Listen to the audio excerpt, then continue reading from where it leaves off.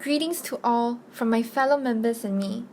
My name is Yi Kai-yen, and today we will be presenting on one of the biggest accounting scandals that took place in the year of 2002, which is by WorldCom and the company's whistleblower, Cynthia Cooper.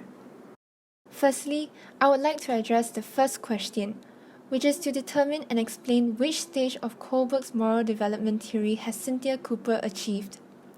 Before providing our view of the stage Cooper is currently in, we will provide a brief explanation of Kohlberg's theory. The theory consists of 6 stages, 2 stages occurring at 3 distinct levels: the pre-conventional, the conventional, and post-conventional. In the first stage, the punishment and obedience orientation, which is in the pre-conventional level, the goodness or badness of an action is determined through physical consequences regardless of the human meaning or value of these consequences. The second stage, the instrumental relativist orientation, right action consists of that which instrumentally satisfies one's own need and occasionally the needs of others. In stage 3, which is the interpersonal concordance of good boy, nice girl orientation, good behavior is that which pleases or helps others and is approved by them. The following stage is the law and order orientation.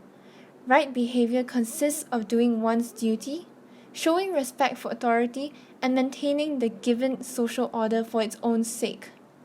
The fifth stage is the social contract legalistic orientation, whereby right action tends to be defined in terms of general individual rights and in terms of standards which have been critically examined and agreed upon by the whole society.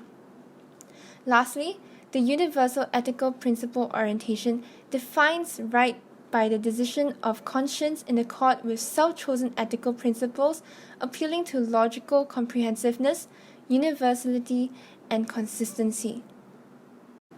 Now, we can acknowledge that the act of whistleblowing is a positive, unselfish social behavior motivated by self-sacrifice in hopes that the behavior will bring benefits to others, as they are required to make a moral decision and decide between loyalty to the firm and the liberating feeling associated with speaking out against the wrongdoing.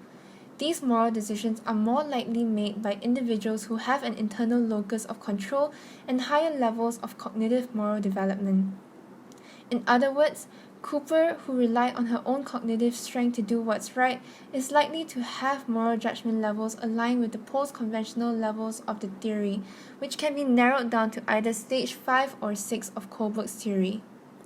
Also, in an interview conducted with Cooper by Fraud magazine, she stated that, as written in the book, Extraordinary Circumstances, The Journey of a Corporate Whistleblower, the decision to whistleblow against WorldCom speaks of the importance of living a life of integrity and making decisions we can look back on without regret. It illuminates the value of developing strong boundaries, keeping our path straight, and guarding against the temptations and trappings of material success. Her decision to act with integrity, to be courageous and fearless are some of the primary characteristics of a person who is able to act morally, whether faced with an ethical dilemma in a personal or a professional situation, which are prevalent in the deontological-based post-conventional level of cognitive moral development.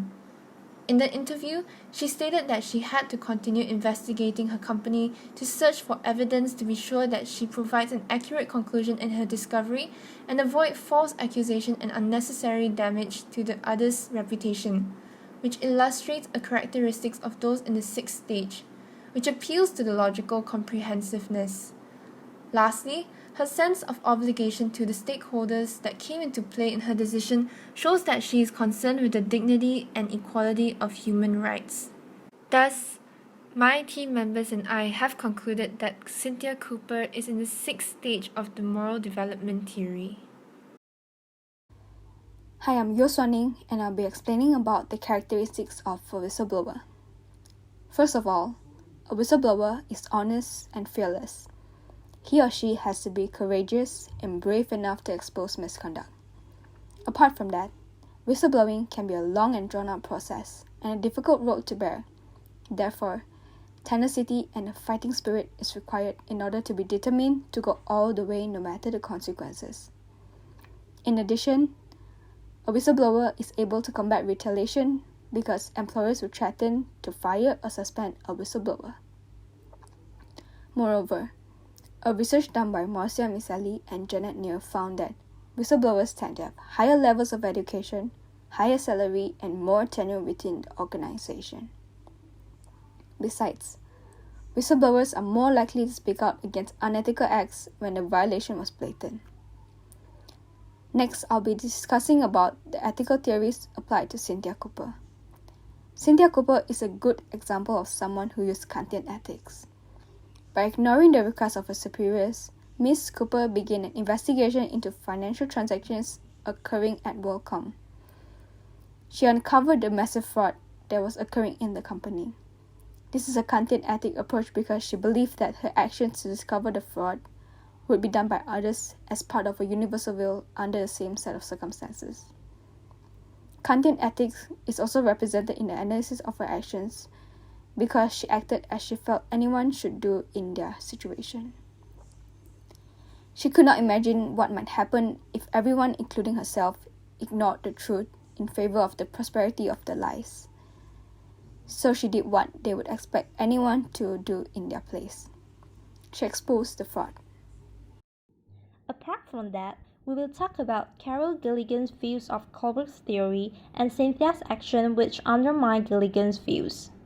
First of all, Carol Gilligan argued that Kohlberg's theory failed to adequately trace out how women's morality develops. In other words, Kohlberg's theory failed to take into account how women think about morality, although the theory correctly identifies the stages through which men pass as they develop. This is because most of the Kohlberg subjects were male. Furthermore, Carol Gilligan believes that Kohlberg narrowed the domain of moral to fairness and neglected the morality of care and responsibility as a complementary ethical orientation. This may imply that Kohlberg's levels of moral reasoning are not culturally neutral. Carol also claimed that there are male and female approaches to morality. Males tend to deal with moral issues in terms of impersonal, impartial, and abstract moral principles, while females tend to see themselves as a part of a web of relationships with family and friends.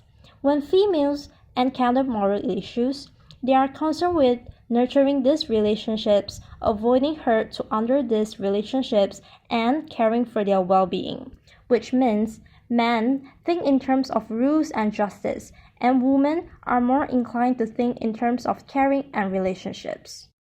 On top of that, we will talk about why Cynthia Cooper's actions undermine Carol Gilligan's views. This is because Cynthia's actions show that her development of moral thinking was oriented towards logic of equality and reciprocity in relationships, and towards the rights of human beings and the rules to follow, which is man's characteristics. Cynthia's actions also show that she did not take into account of the effects that Scott Sullivan, David Myers, Arthur Anderson, and all WorldCom's employees could have if she whistleblowed. Let's assume if Cynthia's actions support Carol's views, Cynthia is most likely to think other ways to solve the problem, or discuss with her CFO and controller on that matter. She will also think about what would happen and the negative consequences that her CFO, controller, all employees in the company, and the company's auditor would have, such as they might have to go to the jail and all workers will be unemployed if she whistleblows. Thus, it is clearly shown that Cynthia's action undermine Gilligan's views because her action reflect the logic of justice instead of containing the insight central to an ethic of care. Thank you so much, Kate. My name is Cheryl, and now I'd like to continue with the last question, whether William Demon's theory of moral identity can be applied to Cynthia Cooper's case. Demon's theory is basically an extension of Kohlberg's and Gilligan's theories, whereby he integrated moral identity and self-identity closer together. In relation to Cynthia Cooper's case, as mentioned by Demon, morality does not become a dominant characteristic of self until middle adolescence. Middle adolescence here means when morality becomes a very important part of who we really are. This can be seen portrayed by Cynthia Cooper as a whistleblower, as she considers morality as a central self-identity, and she believes that every action has to be ethically right in order to be proceeded. Also, Damon mentioned that people who have integrated morality so well with a person's sense of self that these people do not see their moral action as a sacrifice, but something that they must do and must commit to.